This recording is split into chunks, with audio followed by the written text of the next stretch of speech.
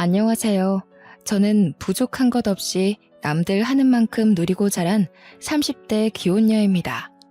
저는 딱 나이 30되는 해에 좋은 남자를 만나 결혼을 하게 되었는데요.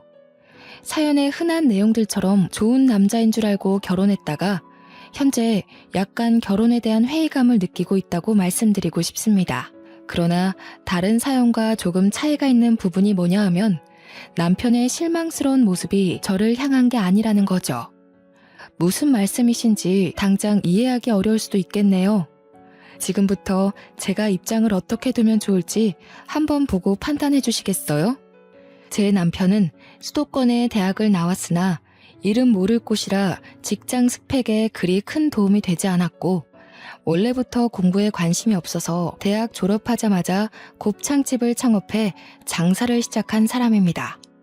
반면 저는 남편과 달리 명문대 졸업에 유학까지 다녀온 미대생이었어요.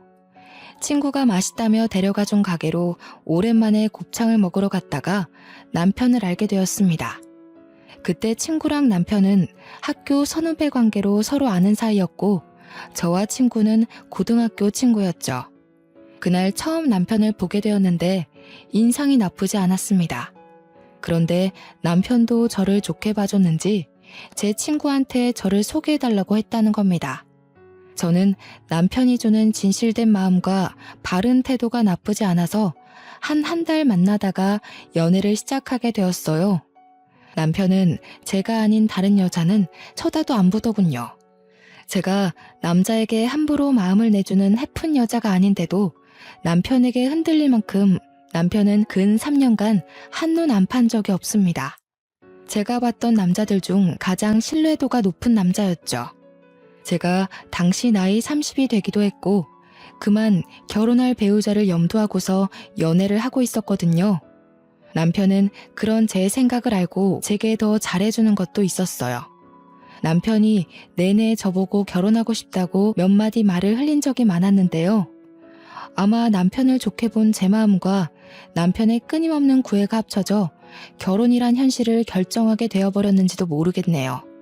그렇다고 남편이 결혼하고서 변한 게 아닙니다. 남편은 연애 때나 결혼 후나 마찬가지로 제게 진심을 보였어요. 결혼하기 전 시댁 식구들과 밖에서 외식을 한 적이 있었거든요. 남편이 얼마나 제 자랑을 해놨는지 시댁에서 저를 엄청 예뻐라 하는데 그게 좀 쑥스럽고 민망하더라고요. 사돈들께서 딸 하나 정말 귀하게 키우셨다. 손이 어쩜 이렇게 고우니? 미술하는 애들은 보통 이렇게 다 고운가? 아니면 교수 되는 사돈 댁에서 딸이라고 엄청 관리를 해준 거야? 애 부담스럽게 뭘 자꾸 사돈 얘기를 해. 그래도 부족한 것 없이 자랐으니 참 똑똑하고 야무지게 살겠어. 아가, 부모님 주말에 쉰다고 했지? 언제 한번 안 바쁜 날 있으면 날 잡고 식사나 같이 하자고 좀 해봐라. 사돈끼리 친하게 지내면 집안이 흥한다더라. 제 친정 부모님은 두 분 다 교수입니다. 아빠는 명문대에 계셨고 엄마는 미대 교수라 미대 쪽에 이름 날리는 지방대에 가 계셨어요. 따라서 저희 부모님은 현재 주말 부부세요. 저도 저희 가족을 한 번에 만나기가 어려운데 시댁 식구들은 당연히 더 못 만나 뵀죠. 상견례랑 결혼식 때 본 게 다였습니다. 상견례 때도 양가 부모님 날짜를 맞추기가 좀 곤란했는데요. 저희 부모님 시간이 주말밖에 안 되었는데 시댁 쪽에서 먼저 시부가 하고 있는 자영업 일 빼고 친정 부모님 일정에 맞추겠다면서 불평 없이 따라주셨습니다. 제가 감히 먼저 제안드리지 못한 걸 남편이 말해서 조율한 듯 싶었는데 그게 너무 죄송했던 제 마음이 무색해질 만큼 시부모님은 다 괜찮다고 하셨어요. 그래서 저는 제가 남편도 잘 만나고 시댁도 잘 만났다고 생각했습니다. 그게 다 돈 많은 우리 집 배경 때문에 아부 떠는 건 줄도 모르고 저는 그저 제 스스로가 인복이 많다고 생각했죠. 저와 남편은 처음부터 분가로 시작을 했는데요. 신혼여행을 마치고 돌아온 날 시댁에서 저녁을 먹기로 했기 때문이었어요. 여태 시부모님의 부탁으로 바깥 외식을 주로 해서 시댁집에 가보는 건 그날이 처음이었습니다. 평소에는 시모가 늘 누추한 집에서 밥 먹는 것보다 제게 더 맛있고 좋은 식사를 대접하고 싶다면서 집에는 초대해주지 않으셨죠. 그래서 저는 그날 제게 형님 되는 사람을 처음 만나게 되었습니다. 형님은 저희 결혼식 때 오지 않아서 시댁 식구 중 가장 늦게 알게 된 구성원이었어요.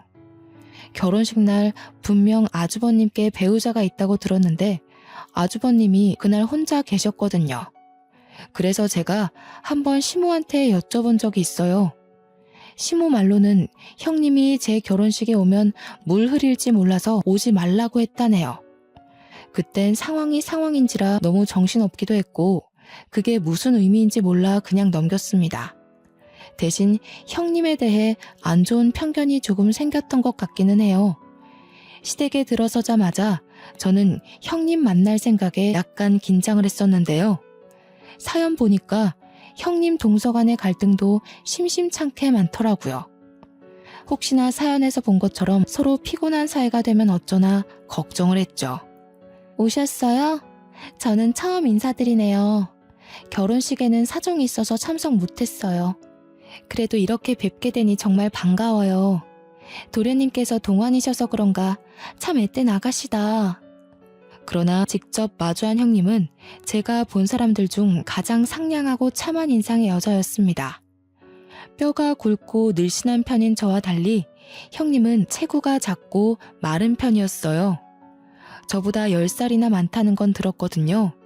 근데 나이보다 조금 더 들어 보이는 낯빛이더군요. 누가 봐도 긴 세월간 고생하며 살아온 사람처럼 기력도 쇠한 것 같은 분위기 풍겼죠. 솔직히 제게 인사말을 하시는데도 내내 형님이 아니라 가정부인 줄 알았어요. 형님이 앞치마를 한 채로 급하게 씻은 손을 닦으며 우리를 마중 나왔는데 다른 식구들 집중이 분산되었을 때 혼자 동떨어져서 제게 인사하는 탓에 더 그래 보였던 것 같네요. 이 여자분이 제 형님이라는 걸 알게 된 계기는 시모가 하는 말 때문이었습니다. 얘 큰애야, 이게 무슨 냄새니? 뭐 타는 냄새가 나는데? 어머머, 이거 소 타는 애 아니야? 고기 타는 것 같아. 아니에요, 어머님. 혹시 동서가 레어 고기 불편할까봐 살짝만 더 익히는 중이었어요. 제가 동서 취향을 몰라서. 보통 익은 고기는 다들 입에 잘 맞으니깐요. 내가 못 산다. 작은 애가 너처럼 고기도 못 먹고 산 줄 알아? 작은 애는 너랑 달라서 4년이나 외국물 먹다 온 아이야. 촌스럽게 정말. 고기 다 망쳤네. 가서 다시 해. 제가 보기엔 시모가 형님을 대하는 태도가 가족이 아니라 가정부를 대하는 것 같은 모습이었습니다. 제 눈에는 상당히 불편한 장면이었어요. 그런데 형님은 금방 시모에게 죄송하다고 인사를 하고 급하게 주방으로 뛰어들어가더군요. 아무도 그런 형님을 신경 쓰지 않았는데 이 모든 게 당연한 듯 이어져 온 분위기 같았어요. 저는 그때 시모와 시부의 모습이 낯설었고 이런 상황에도 별 생각 없는 남편과 아주버님의 모습도 낯설었습니다. 식사를 하는데도 다를 건 없었어요. 다들 숟가락을 들었는데도 불구하고 형님은 계속 식구들 챙기면서 요구사항만 들어주길래 제가 결국 형님께 처음 말을 걸었습니다. 형님도 얼른 앉으세요. 음식 식겠어요. 이거 식으면 맛없는 요리거든요. 이제 다들 식사하시니까 형님도 그만하고 이리 오세요. 아니에요. 나는 신경 쓰지 말고 먹어요. 필요한 거 있으면 언제든지 말하고요. 입맛에 맞을진 잘 모르겠는데 그래도 손님이라고 신경 많이 썼으니까 맛있게 드셔요. 심지어 형님 몫의 밥 공기는 놓여있지도 않았습니다. 같은 식구이고 앞으로는 제가 형님께 배워야 할 것도 많은데 이대로 저 혼자만 식사를 할 수가 없어서 저도 숟가락을 내려놓고 형님을 도와야겠다고 생각했어요. 그런데 남편이 저를 잡더니 신경 쓰지 말고 밥 먹으라고 하는 거 있죠. 저더러 저는 시댁 방문 첫날이고 손님 대접 받아야 마땅한 날이라면서요. 불편해하는 저를 보고 시모랑 시부도 괜찮다고 식사하라고 하길래 할 수 없이 다시 숟가락을 들었네요.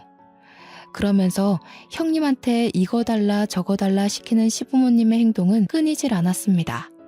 이 많은 음식을 하느라 혼자 얼마나 고생을 했는지 형님 얼굴에 땀이 송골송골 맺혀 있더군요. 이건 형님이 이 집 며느리이기 때문에 나서서 고생하는 게 아닌 듯 했어요. 형님과 처음 인사를 나누고 밥을 먹기까지 긴 시간이 흐른 건 아니었지만 그 짧은 시간 동안에도 저는 형님을 형님으로 못 느꼈거든요. 그때만 해도 시댁이 형님을 얼마나 무시하고 있는지가 보였다는 거죠. 그런데도 정작 형님은 아무렇지도 않아 보이더라고요. 제게 웃어주는 여유까지 있었습니다. 그만큼 속에 참고 있는 응어리가 얼마나 많을지, 그게 얼마나 억눌리고 단련이 되었을지가 감히 가늠되지 않아서 더 마음이 불편했던 자리였어요. 저는 그 불편한 자리를 파하고 집으로 돌아와서 남편에게 제대로 물어봤습니다. 형님 말이야, 식구들한테 뭐 잘못했어? 이런 말 어떻게 들릴지는 모르겠는데 내 눈에는 왜 그렇게 식구들이 형님을 미워하는 걸로 보이지? 그래서 나 오늘 식사 자리 엄청 싫었어. 형님 도와드리고 싶은데 다들 눈치를 너무 줘서. 아, 싫어한다고 봐야지. 형수가 저기 뭐야, 우리 형이랑 속도 위반으로 결혼했는데 그 전에 형 군대를 유일하게 기다려준 여자였거든. 형이 의리 지킨다고 결혼했더니 가진 게 없어도 너무 없는 여자였던 거 있지? 형도 지금은 후회하더라. 대신 애는 안 만들잖아. 아마 형수가 막 나가면 바로 이혼할 생각일걸? 남편 말로는 형님은 그저 가진 게 없는 데다가 고아라는 이유로 시댁에서 무시받고 있는 거라고 하더군요. 남편이 그 조심스러운 이야기를 별 생각 없이 툭툭 내뱉었는데 그 말투에서 남편마저 형님을 얼마나 무시하고 있는지가 느껴졌습니다. 남편과 만났던 기간, 그러니까 연애 기간까지 통틀어서 남편이 가장 별로인 날이었어요. 그때 아마 괘씸한 마음에 남편의 머리를 한 대 때려주고 씻으러 갔던 것 같아요. 저는 화가로 활동을 시작해 따로 화실이 있는 신혼집을 구했어서 일을 집에서 했는데요. 한날은 화실에서 그림을 그리던 도중 남편이 출근하고 없는 시간인데 누가 초인종을 누르는 겁니다. 택배 시킨 것도 없는데 뭔가 싶어서 확인해 봤더니 형님이 한 손에 보따리를 들고 서 있더라고요. 그 보따리는 또 얼마나 소중한 건지 형님이 품에 꼭 안고 계셨습니다. 형님, 어쩐 일로 오셨어요? 저희 집은 어떻게 찾으시고 연락 주셨으면 제가 시댁에 찾아가면 되는데요. 어머님이 주소 알려줘서 안 헤매고 잘 찾았어. 다름이 아니라 이거 어머님이 동서 갖다 주라고 하더라. 그래요? 이것 때문에 여기까지 일부러 오신 거예요? 너무 고생하셨겠는데 어머님도 참 저한테 연락하시면 될 걸 왜 형님한테 이런 부탁을 하셔선. 저는 형님이 품에 안고 온 걸 받아서 바로 풀어봤습니다. 웬 예물함이더라고요. 그러고 보니 생각이 난 건데 상견례 때 신모가 정말 귀한 며느리 들어오면 자신이 아꼈던 주얼리로 예물을 주고 싶다고 했던 게 기억이 났어요. 제가 이걸 받고 기뻐할 수 없었던 이유는 이것 때문에 굳이 형님을 시켜서 먼 거리를 오게 했냐는 거죠. 급한 것도 아니었고 가지러 오라고 하면 제가 얼마든지 가지러 갈 수 있는 거였다는 겁니다. 예쁘다. 동서랑 참 잘 어울리겠어. 어머님이 동서 칭찬 정말 많이 하거든. 내가 봐도 동서 같은 사람이 우리 집에 들어온 건 정말 축복인 것 같아. 형님이 정말 환하게 웃으면서 저를 칭찬해 주는데 문득 그런 형님의 목이나 손에는 이런 보석 없다는 걸 알아챘어요. 형님은 저보다 먼저 시댁에 들어간 며느리잖아요. 장남의 배우자이고 집안의 기둥을 지키는 첫째 며느리지 않습니까? 그런데 이걸 제가 받았고 형님은 받지 못했으니 제 마음이 얼마나 안 좋았겠어요. 이걸 가져온 형님은 얼마나 더 속이 상하고 자존심이 무너졌을까 걱정이 되더라고요. 차라리 풀어보지 말걸 바보같이 뒤늦게 후회했네요. 형님, 식사 안 하셨죠? 와서 밥 한 끼 하고 가요. 좀 있으면 저녁인데 오늘 남편이 회식 있다고 하더라고요. 저 혼자 밥 먹기 외로워요. 아이고, 이걸 어쩌나? 집에 말도 안 했고 내가 없으면 식사 준비할 사람이 없는데 동서 생각해서 같이 있어주고 싶지만 말씀을 못 드리고 온 거라 좀 곤란할 것 같아. 제가 어머님께 전화드리면 되죠. 어머님이 허락하시면 밥 먹고 가는 거예요?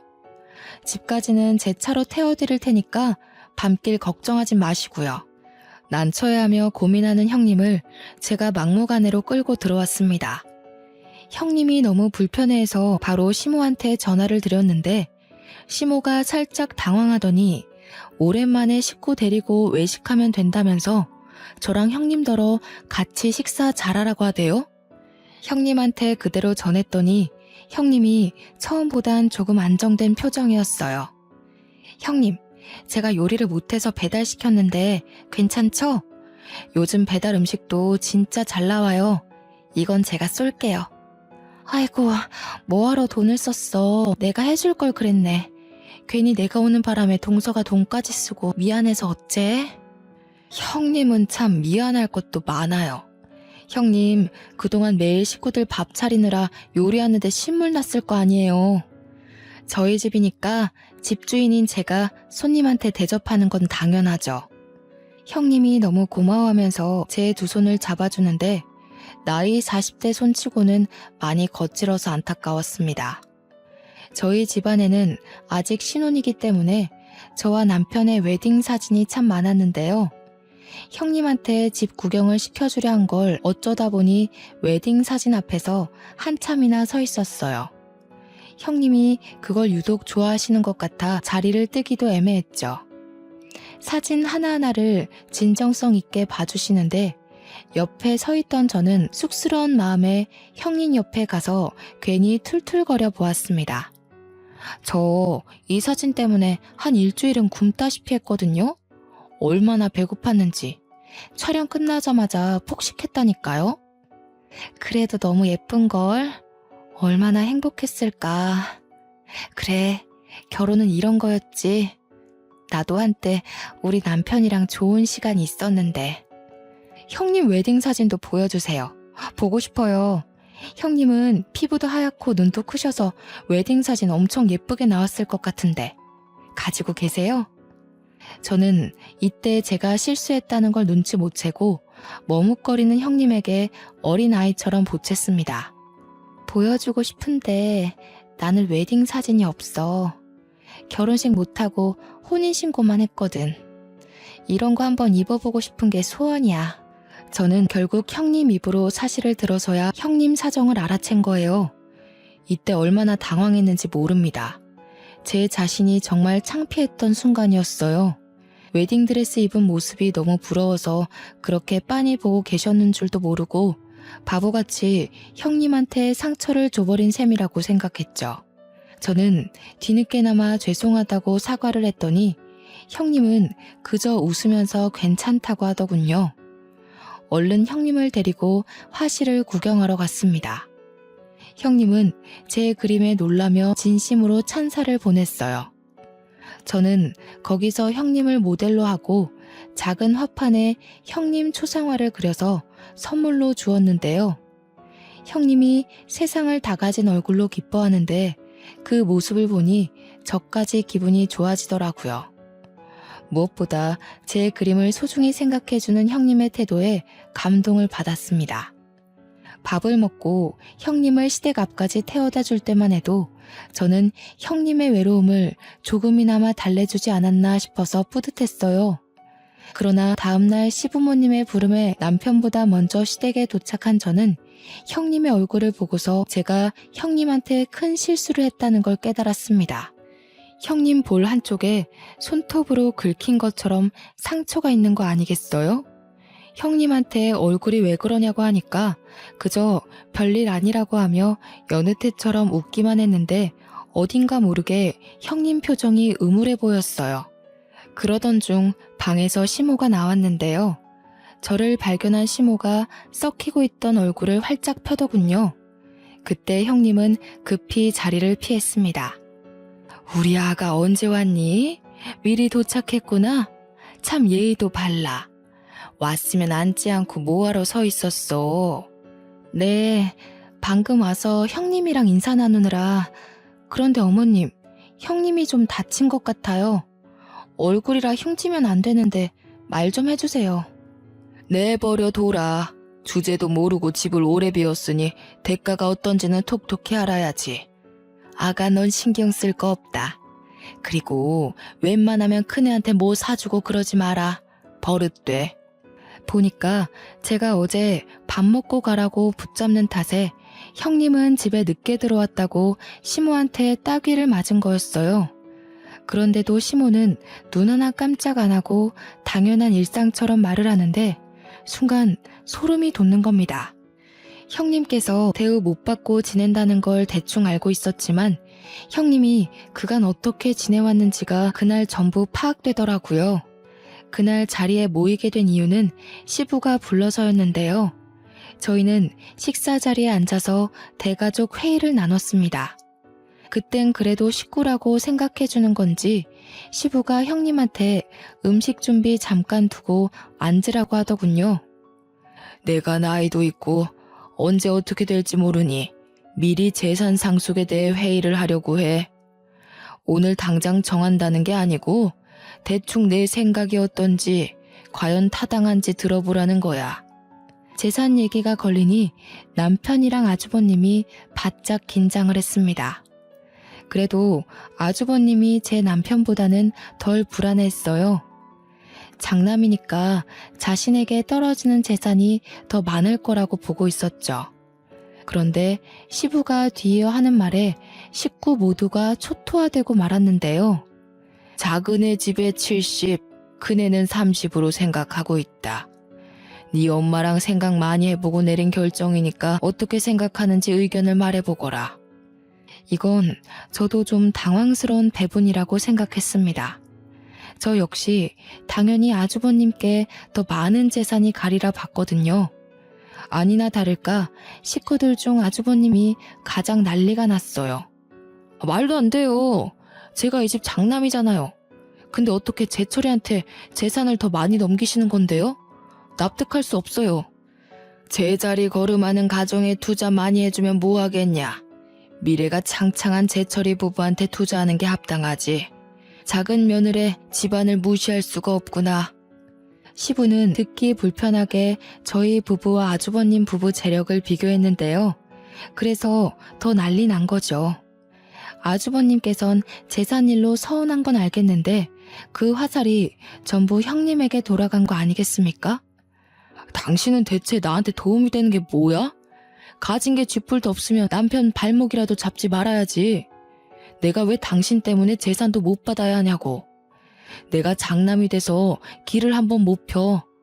와이프 자리가 수준 떨어져서 어디 나서기가 쪽팔려 죽겠어.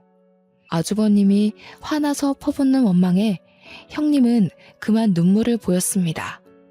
고개를 숙이고 아무 말도 못하고 있었어요.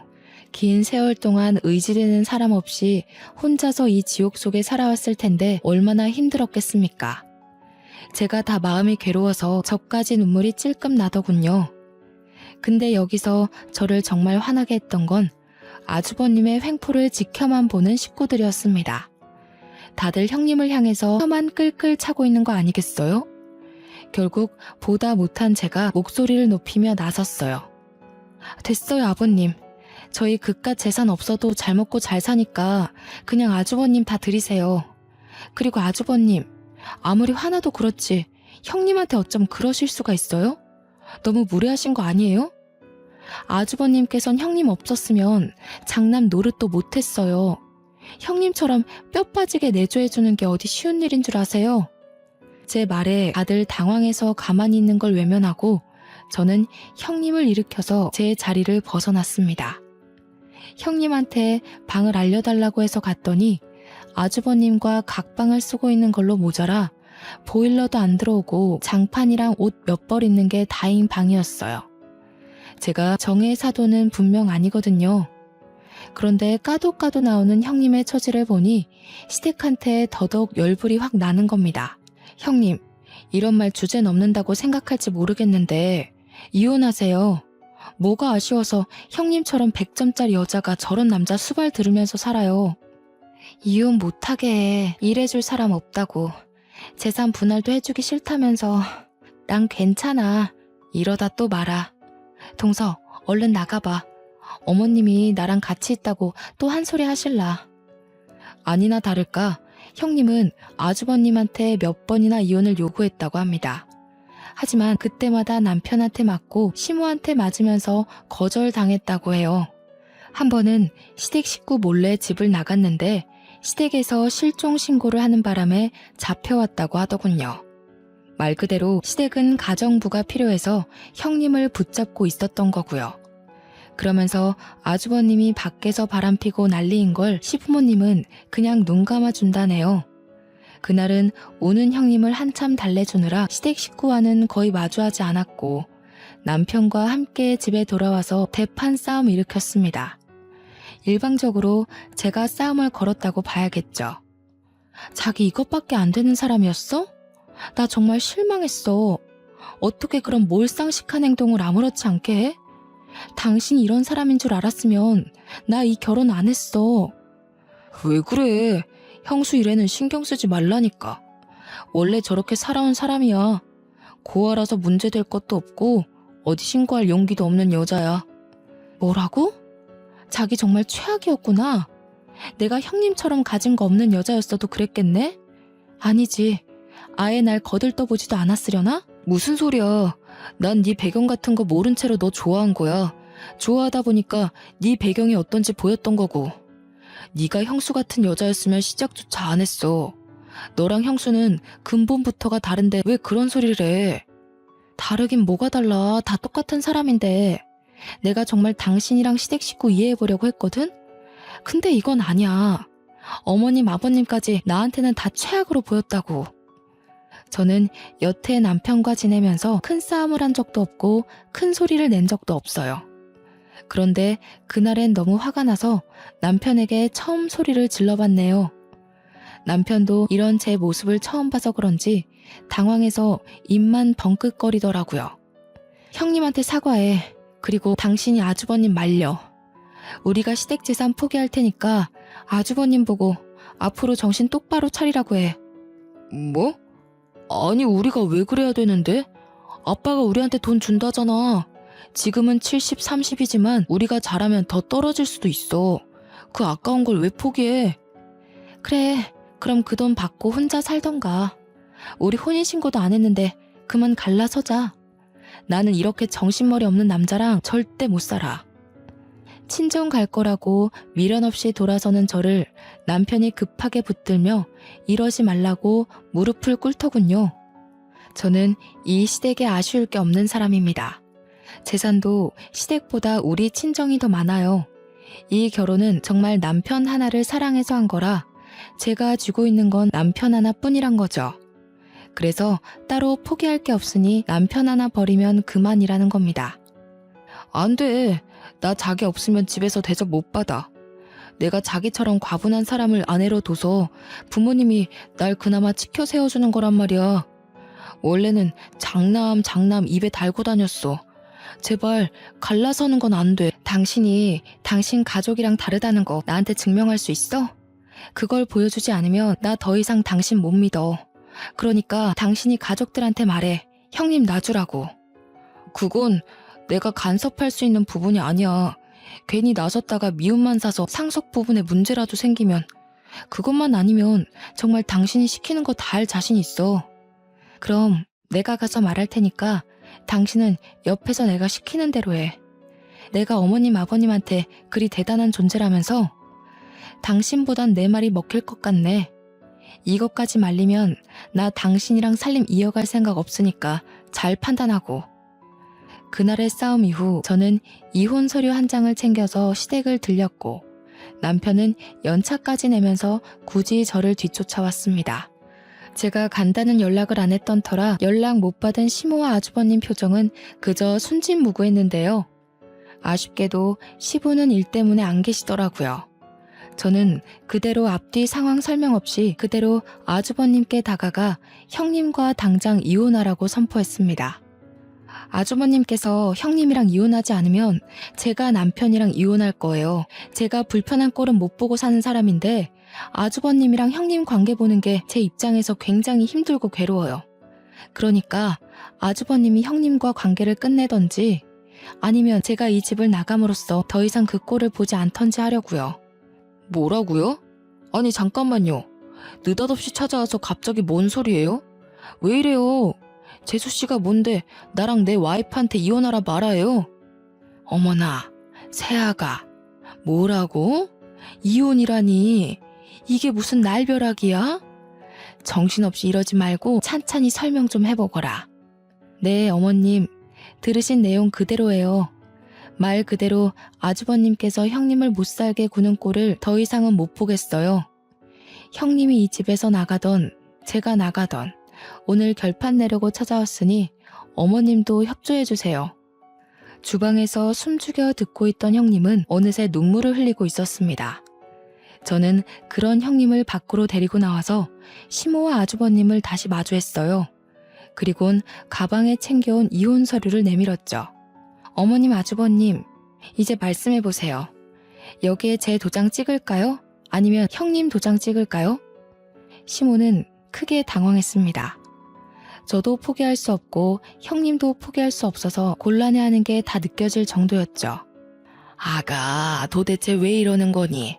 우리가 언제 큰애를 괴롭혔다고 그래? 큰애는 이 집에 들어올 때부터 이렇게 살림하면서 지냈어. 직장을 안 다니니 며느리로서 집에서 집안일 하는 건데 그걸 왜 자꾸 신경 써? 어머님, 그거 아세요? 해놓고 안 했다고 하는 건 거짓말이잖아요. 근데요, 해놓고도 모르는 건 그냥 사악한 거예요. 제가 오죽하면 어머님께 이렇게까지 말하겠어요. 이 여자가 진짜? 재수씨, 지금 뭐라고 했어요? 집에 돈 좀 있다고 이렇게 어른 막대해도 되는 거예요? 여보, 우리 이혼해야겠다. 어머님이랑 아주버님은 우리가 이혼하길 바라나 봐. 내가 자기 도장 챙겨왔거든? 빨리 찍어. 안 돼. 뭐해, 형. 빨리 도장 가져와서 찍어. 형수도 얼른 도장 챙겨와요. 나 진짜 와이프랑 이혼하게 되면 이 집 가만 안 둬. 제가 도장을 찍으려 하자 그제서야 시모도 황급히 소리치며 제 손을 막았습니다. 형님한테도 빨리 이혼 서류 작성하라고 재촉하더군요. 그 길로 저는 형님 짐까지 챙겨서 그 집을 나왔어요. 부동산에 일하는 아는 지인을 통해서 형님이 당분간 지낼 만한 곳을 알아보고 단기 계약을 마쳤죠. 동서, 이렇게까지 안 해줘도 되는데 내가 너한테 피해를 준 건 아닌가 몰라. 집에서 어떻게 감당하려고 나섰어. 나는 정말 무시해도 되는 사람인데. 세상에 무시해도 되는 사람이 어딨어요? 저는 잘못된 걸 잘못됐다고 알려줬을 뿐이고 그걸 따지고 든다면 저도 그 집이랑 가족하기 싫어요. 솔직히 저도 부모님한테 시댁꼴이 이렇다고 말하기 창피해서 참아주는 거예요. 그날 형님이 홀로 안 좋은 생각을 할까봐 저는 저녁까지 같이 먹고서 헤어졌습니다. 마지막에 작별할 때는 형님이 자기 방보다 좋은 데 구해줬다고 고맙다며 웃는 모습을 보고 나왔네요. 그렇게 형님은 아주버님이랑 합의 이혼을 하게 되었고요. 재산을 나눌 게 생각보다 많아서 형님한테는 여러모로 득이 되는 이혼이었습니다. 이 사실을 몰랐던 시부는 열을 내면서 아주버님을 앉혀놓고 쓴소리를 많이 했나 보더라고요. 그러면서도 이 문제를 일으킨 원흉, 저를 따로 부르진 않으셨어요. 식구끼리 함께 만나는 자리가 있더라도 시부는 그것에 대해 따로 말을 붙이지 않았고요. 시댁은 제가 한바탕 업고 난 이후 분위기가 좀 바뀌었습니다. 형님을 괴롭혔던 것처럼 제게 똑같은 화살이 날라왔다는 게 아니라 저를 눈치 보기 시작했다는 거예요. 제 입으로 이런 말하기 민망하지만 저를 놓치지 않으려고 애쓰는 모습들이었어요. 그래서 제 이혼은 일단 보류하기로 결정이 되었고요. 대신 남편을 통해서 시댁 모두에게 경고는 해줬습니다. 한 번만 더 사람 인격 함부로 모독하면 가차없이 이혼하겠다고. 두 번 넘어가주는 일은 없을 거라고 했어요. 남편이 그대로 시댁에 전했다고 했더니 시댁 식구들이 그 뒤부터 제 앞에서 함부로 입도 뻥끗 못하더라고요. 그렇게 몇 년이 흘렀을까요? 저는 형님과 계속 연락하며 지내고 있었는데요. 제가 형님께 반찬 가게 하나를 차려줬는데 형님은 평소 훌륭하던 요리 솜씨 덕분에 매출이 3달 만에 급등하여 바쁜 하루를 보내는 중이더라고요. 그리고 제가 형님을 이혼시킨 거니 저도 어느 정도 책임을 느껴서 공짜로 가게 차려준 거거든요. 그런데 형님이 자꾸 돈을 갚으려고 하는 거 아니겠습니까? 안 받으려고 끝까지 버티고 있었는데 한날 형님 가게에 놀러 갔다가 받은 봉투 더미 때문에 할 수 없이 형님한테 지고 말았죠. 진짜 너무해요. 제가 형님한테 돈 받으려고 가게 차려준 줄 아세요? 이러면 제가 생색내는 사람 같잖아요. 저 속물 아닌데. 생색 좀 내줬으면 좋겠네. 내가 누구 덕에 팔자를 폈는데. 보답하고 싶어도 받아야 할 사람이 통 마음을 안 열어주니까 내가 갚아줄 기회가 없잖아. 이렇게 빚지고 갚고 해야 나도 돈 모으는 재미가 있을 거 아니야. 받아줘. 형님 솜씨를 알고 있던 저는 가게 매상이 좋을 거라고 예상하고 차려준 장사거든요. 제가 예상한 대로 반찬 가게 매상액이 상당히 좋았고 저는 단지 그게 기뻤을 뿐인데 형님은 내내 저에게 빚을 졌다고 생각하고 있었나 보더라고요. 제가 이 두둑한 봉투를 받는다고 해서 형님 살림에 큰 영향이 되는 건 아니었어요. 이 봉투만으로도 벌써 제 돈을 거의 다 갚은 상태나 다름없었죠. 그럼에도 불구하고 이 돈을 받는 것이 영 불편했던 저는 그 순간 정말 기특한 아이디어 하나가 떠올랐습니다. 형님 가게에 잠깐 브레이크 타임을 걸어놓고 형님을 데리고 외출을 했어요. 형님이 어디 가냐고 가게 문 오래 닫은 적 없는데 손님 와서 그냥 가면 어떡하냐고 오만 걱정을 다 했으나 저는 무작정 형님을 이끌기만 했죠. 그러다 목적지에 도착했을 때 형님은 한 물건을 보고 더 이상의 근심 걱정을 끊어버렸습니다. 제가 데려간 곳은 바로 웨딩샵이었거든요. 형님이 웨딩드레스 한번 입어보는 게 소원이라고 했던 말이 떠올라서 형님께 받은 돈으로 웨딩드레스를 빌려 사진을 남겨주려고 했던 거예요. 동서, 이게 뭐야? 왜 나를 이런 곳에 남사스러워. 나는 이미 이혼했잖아. 그리고 다 늙은 사람이 이런 옷 입으면 가게에서도 안 좋아해. 형님, 요즘 세상이 어떤 세상인데요. 웨딩샵 오는 고객 연령대 엄청 다양해요.